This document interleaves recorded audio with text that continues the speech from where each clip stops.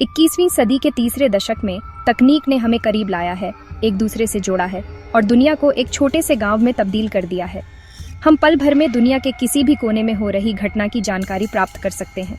लेकिन इस अद्भुत जुड़ाव के बावजूद दुनिया के दो कोनों में युद्ध की आग भड़क रही है।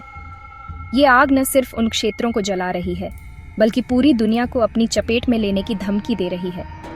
यूरोप में रूस यूक्रेन युद्ध ने शीत युद्ध की यादें ताज़ा कर दी हैं।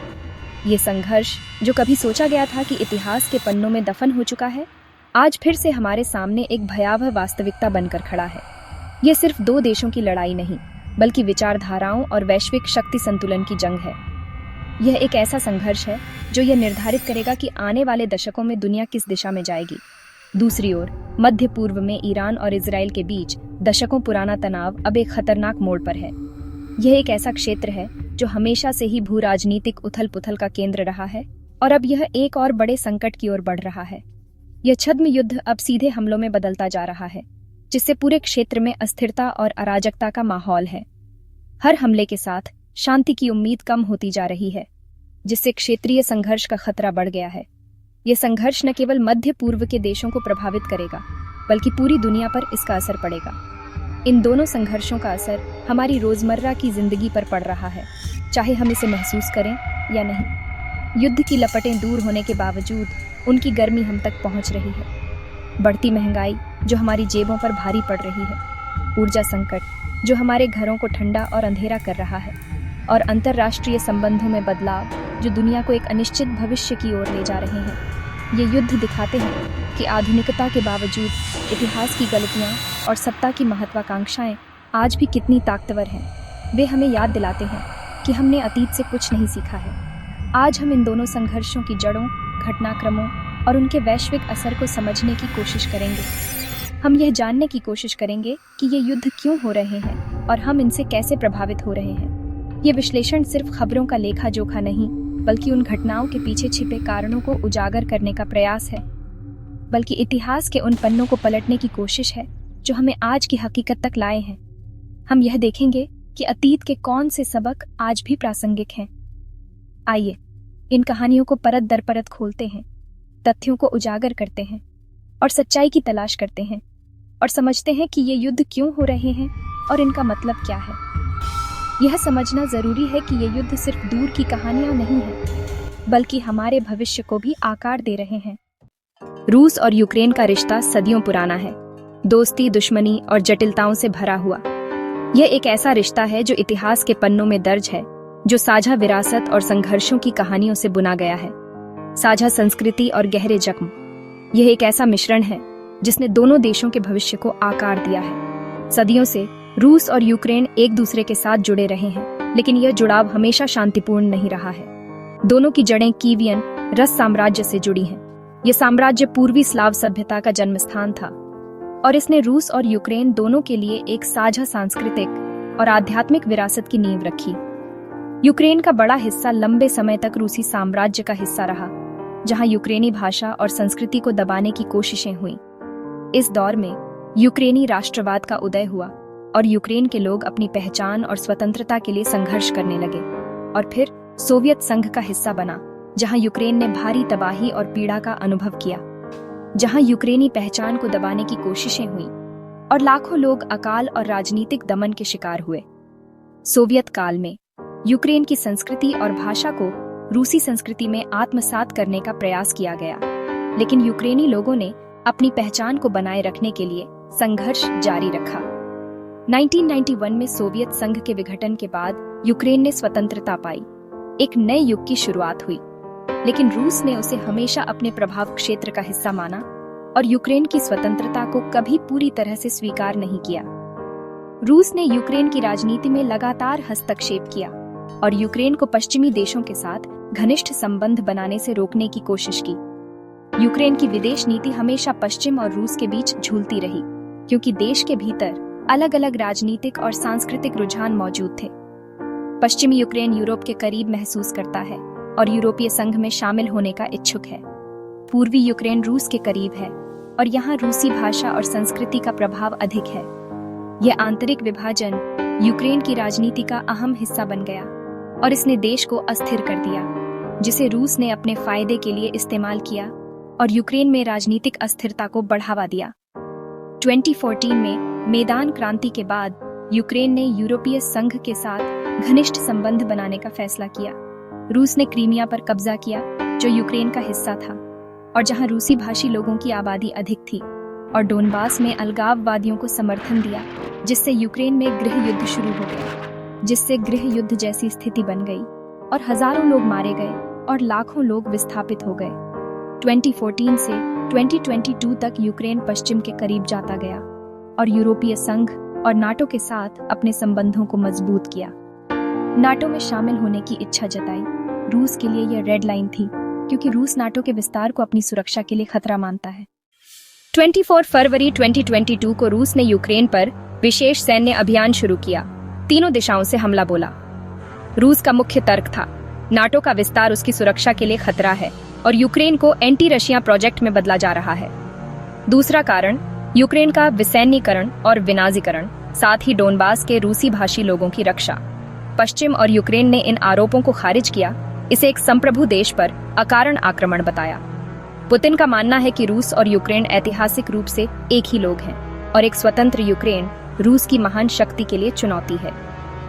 यह युद्ध सिर्फ जमीन के लिए नहीं, बल्कि इतिहास, पहचान और शक्ति की व्याख्या के लिए भी है। पश्चिमी देशों के लिए यह युद्ध अंतर्राष्ट्रीय कानून और लोकतंत्र की रक्षा की लड़ाई है। युद्ध की शुरुआत में रूस ने तेज जीत की उम्मीद की, लेकिन यूक्रेनी सेना और नागरिकों ने कड़ा प्रतिरोध किया। कीव पर कब्जा न कर पाने के बाद रूस ने पूर्वी और दक्षिणी यूक्रेन पर ध्यान केंद्रित किया। डोनबास और क्रीमिया तक जमीनी गलियारा, मारियुपोल जैसे शहर खंडहर हो गए। लड़ाई बेहद क्रूर हो गई। 2022 के अंत में यूक्रेन ने पश्चिमी हथियारों की मदद से खार्किव और खेरसॉन में जवाबी हमले किए, अपनी जमीन वापस ली। इसके बाद युद्ध गतिरोध में फंस गया। दोनों पक्ष थकाऊ लड़ाई में उलझे रहे। 2024-25 में युद्ध लंबा और थकाऊ हो गया है। कोई निर्णायक जीत नहीं, दोनों पक्ष भारी नुकसान झेल रहे हैं। शांति वार्ता दूर है, क्योंकि दोनों की मांगें बिल्कुल अलग हैं। रूस यूक्रेन युद्ध का असर पूरी दुनिया पर पड़ा। ऊर्जा और खाद्य आपूर्ति बाधित, महंगाई और खाद्य संकट बढ़ा। रूस तेल गैस का बड़ा आपूर्तिकर्ता, यूक्रेन गेहूं और मक्का का। युद्ध ने वैश्विक बाजारों को हिला दिया। अमेरिका और यूरोप ने रूस पर कड़े आर्थिक प्रतिबंध लगाए, जिससे रूस पश्चिम संबंध शीत युद्ध के बाद सबसे निचले स्तर पर पहुंच गए। रूस चीन की साझेदारी मजबूत हुई, एक नया शक्ति गुट उभरता दिख रहा है। नेटो का पुनरुत्थान, फिनलैंड और स्वीडन जैसे देश भी अब सदस्य बन चुके हैं। यूरोप में सुरक्षा ढांचा बदल गया है। भारत के लिए यह युद्ध कूटनीतिक चुनौती है। रूस से पुराने संबंध, पश्चिम से बढ़ती साझेदारी। भारत ने संतुलित रुख अपनाया है। भारत ने रियायती तेल खरीदा, मानवीय सहायता दी और कूटनीति का समर्थन किया। यह संतुलन उसकी विदेश नीति की परीक्षा है। ईरान इजराइल की दुश्मनी हमेशा से नहीं थी। 1979 की ईरानी क्रांति से पहले दोनों के अच्छे संबंध थे। क्रांति के बाद ईरान इस्लामिक गणराज्य बना, इजराइल को छोटा शैतान घोषित किया और उसके अस्तित्व को नकार दिया। ईरान ने फिलिस्तीनी संघर्ष को समर्थन देना अपनी विदेश नीति का केंद्र बना लिया।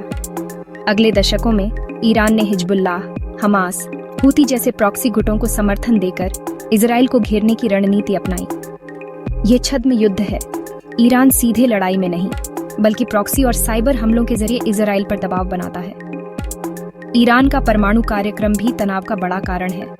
इजराइल को डर है कि परमाणु हथियार उसके अस्तित्व के लिए खतरा है। इजराइल ने ईरान के परमाणु कार्यक्रम को रोकने के लिए वैज्ञानिकों की हत्या, साइबर हमले और सैन्य धमकियां दी हैं। पिछले दशक में ईरान इजराइल छद्म युद्ध तेज हुआ, खासकर सीरिया के गृह युद्ध के बाद। ईरान ने सीरिया में अपनी सैन्य उपस्थिति बढ़ाई। इजराइल ने जवाब में ईरानी ठिकानों पर सैकड़ों हवाई हमले किए। दोनों देशों ने एक दूसरे के खिलाफ खुफिया और साइबर हमलों का भी इस्तेमाल किया। ईरानी वैज्ञानिकों की हत्या, परमाणु ठिकानों पर हमले। अप्रैल 2024 में यह छद्म युद्ध खुले टकराव में बदल गया। दमिश्क में ईरानी दूतावास पर हमला। ईरान ने इजराइल पर मिसाइल और ड्रोन दागे। इजराइल ने अमेरिका और सहयोगियों की मदद से हमलों को नाकाम किया। फिर ईरान के सैन्य अड्डे पर जवाबी हमला किया। इन सीधे हमलों ने दशकों पुराने छद्म युद्ध को खुले संघर्ष में बदलने का खतरा पैदा कर दिया। दोनों पक्षों ने तनाव को और न बढ़ाने का फैसला किया, लेकिन संघर्ष अब और अस्थिर और खतरनाक हो चुका है। ईरान इजराइल संघर्ष का असर सिर्फ मध्य पूर्व तक नहीं बल्कि वैश्विक राजनीति और ऊर्जा बाजारों पर भी पड़ता है। हॉर्मुज जलद मरु मध्य से दुनिया का 20% तेल गुजरता है। संघर्ष की स्थिति में वैश्विक तेल बाजार हिल सकता है। अमेरिका और पश्चिम इजराइल के सहयोगी हैं। ईरान के परमाणु कार्यक्रम को बड़ा खतरा मानते हैं। रूस और चीन ईरान के साथ खड़े हैं, जिससे यह संघर्ष बड़ी शक्तियों के बीच प्रॉक्सी युद्ध में बदल सकता है। ईरान के बढ़ते प्रभाव ने कुछ अरब देशों को इजराइल के करीब ला दिया। अब्राहम समझौते के तहत नए गठबंधन बन रहे हैं। भारत के लिए यह संघर्ष कूटनीतिक चुनौती है। इजराइल से रक्षा संबंध, ईरान से ऊर्जा और व्यापारिक हित। भारत दोनों पक्षों से संयम और बातचीत की अपील करता है ताकि क्षेत्रीय अस्थिरता और उसकी ऊर्जा सुरक्षा पर असर न पड़े।